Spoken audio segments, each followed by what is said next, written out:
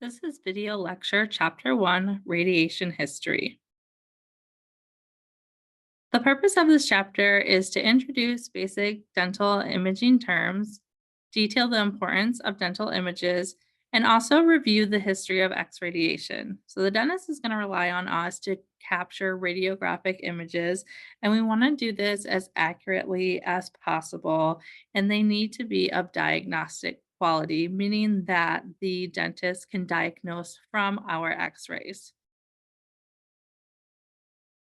Some of the terminology you will see in this chapter is radiation, so energy carried by waves or streams of particles, X radiation, high energy radiation produced by the collision of a beam of electron with metal target in an X-ray tube, and then X-ray is a beam of energy that has the power to penetrate substances and record image shadows on a photographic film. Radiology is the science or study of radiation as used in medicine, a branch of medical science that deals with the use of X rays, radioactive substances, and other forms of radiant energy in the diagnosis and treatment of disease.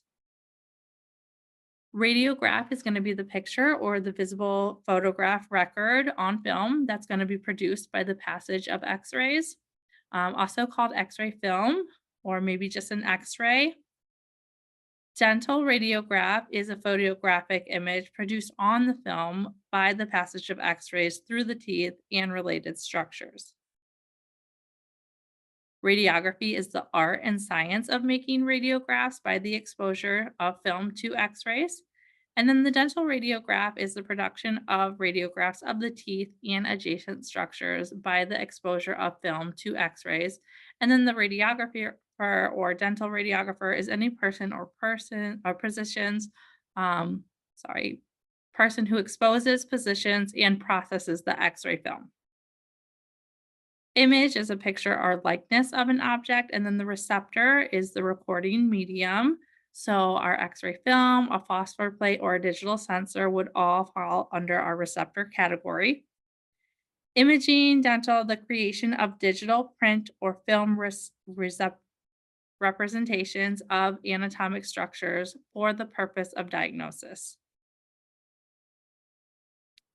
Importance of dental images. So in dentistry, dental images enable the dental professional to identify many conditions that may otherwise go undetected and to see conditions that cannot be identified just looking in the mouth clinically. Detection is one of the most important uses of dental images.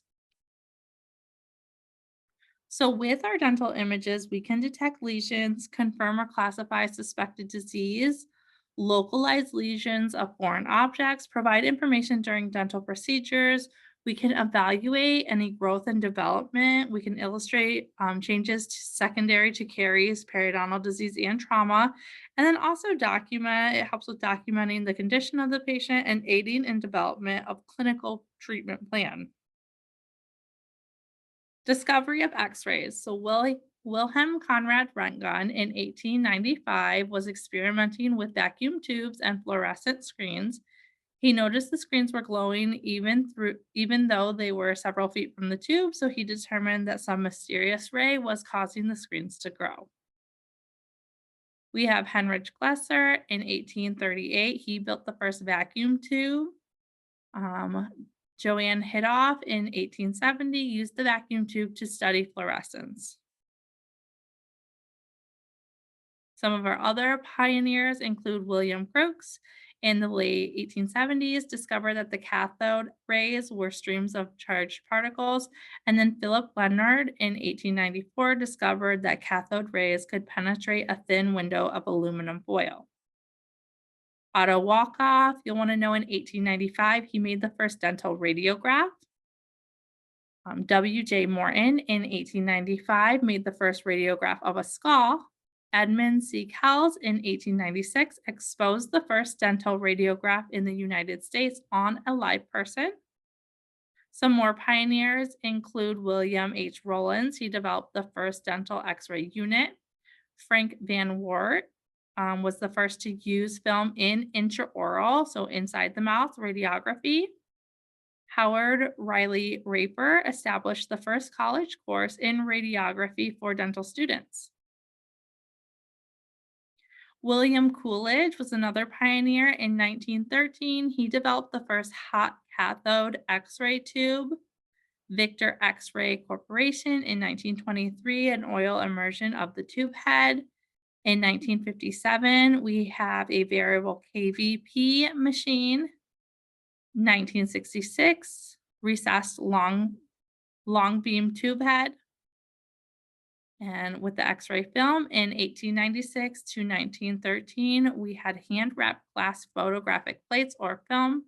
And then we had Kodak in 1913. They manufactured our pre-wrapped intraoral film. With the technique that we use in dental radiography, we have a couple pioneers there. Edmund Kells in 1896, he introduced the paralleling technique that we will be practicing. Weston Pierce in 1904 developed the bite wing or the bisecting technique. Howard Riley Raper in 1925 refined original bisecting technique and introduced the bite wing technique. Gordon Fitzgerald in 1947 introduced the long cone paralleling technique. Hetsugu Nameda in 1933 was the first to expose a panoramic radiograph. Yaro Patero experimented with a slit beam of radiography, intensifying screen, and rational technique. History of dental imaging. So radiographs have been produced using radiographic film for well over a century. Traditional radiography is being replaced by digital imaging now, and digital imaging allows for instant and easy transmission of images and electronic storage. So instead of processing, this is all done on a computer and allows for easy access to the images and then also sharing of images.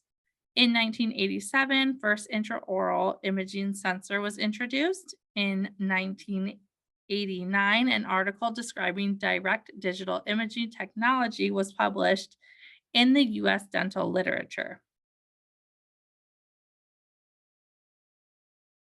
History of three-dimensional imaging. In 1999, the cone beam computed tomography was introduced to dentistry. This allows for viewing of oral structures in 3 dimensions. So this type of extraoral imaging allows for diagnosis of disease and image guidance for surgical procedures.